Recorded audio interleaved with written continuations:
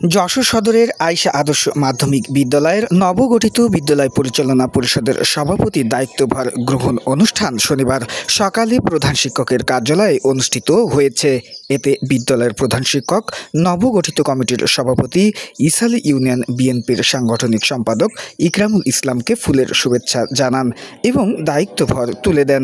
ইকরামুল ইসলাম দায়িত্বভার গ্রহণ অনুষ্ঠানে বক্তৃতায় বলেন, তার উপর অর্পিত দায়িত্ব সততা ও নিষ্ঠার সাথে পালন করবেন। এছাড়াও বিদ্যালয়কে ঢেলে সাজাতে চান। এ ব্যাপারে যদি অভিভাবকদের দাঁড়ে দাঁড়িয়ে যেতে হয় তাও তিনি যাবেন।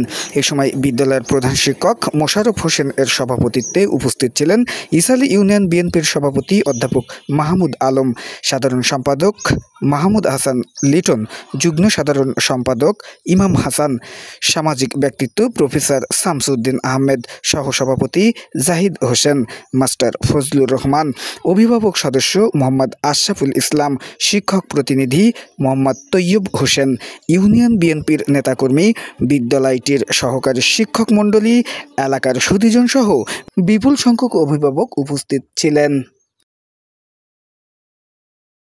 আমি শুধু বলতে চাই যে বিদ্যালয়ের দ্বারপ্রান্তে আজকে আমরা এখানে যে দাঁড়িয়েছি, এখানে আয়শা আদর্শ মাধ্যমিক বিদ্যালয় আপনাদেরই রক্তে গড়া সম্পদ, আপনাদেরই দেওয়া দায়িত্ব আমি পালন করছি। আশা অর্থাৎ টোটাল অত্র স্কুলের 6টা ক্লাসে দেখা যাচ্ছে 250 থেকে 300 ছাত্রছাত্রী, কিন্তু বিগত সময় ছিল 7 থেকে 800 ছাত্রছাত্রী। আমরা সেই বিগত সময়ের আমলে 7 থেকে 800 ছাত্রছাত্রীর বিগত সময়ের সেই আমলে আমরা ফিরে যেতে চাই। আর আমার এই অভিভাবক যারা আছে, আমি অভিভাবক বিন্দুকে বলতে চাই, শুধু শিক্ষকরাই যে চেষ্টা করলে যে স্কুলের পড়াশোনার মান বৃদ্ধি হবে তা নয়।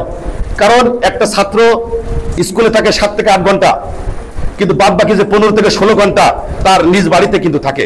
এই জন্য প্রত্যেকটা অভিভাবকের মূল দায়িত্ব